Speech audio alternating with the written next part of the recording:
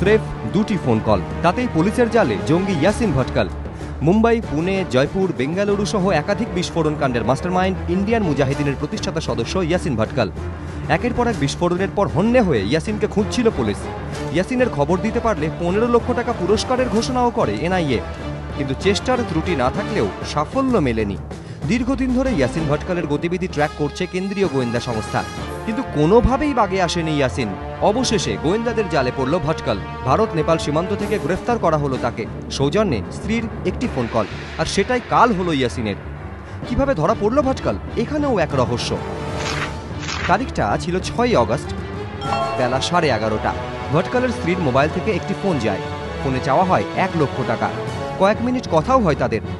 এরপরই bank of নেপালের একটি শাখা থেকে ভটকালের স্ত্রীর অ্যাকাউন্টে নেট ব্যাংকিং মারফত জমা পড়ে 1 লক্ষ টাকা।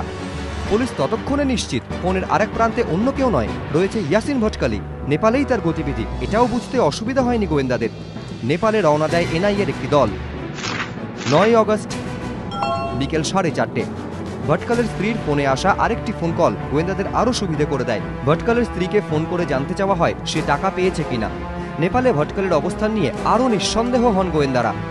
ছদ্মবেশ নেওয়ায় সিদ্ধহস্ত এই কুখ্যাত জঙ্গিকে ধরতে তারপরই জাল বিছিয়ে প্রস্তুত হন গোয়েন্দারা। অবশেষে বুধবার রাতে সেই জালে ধরা পড়ল ইয়াসিন ভটকাল। এবিপি আনন্দ।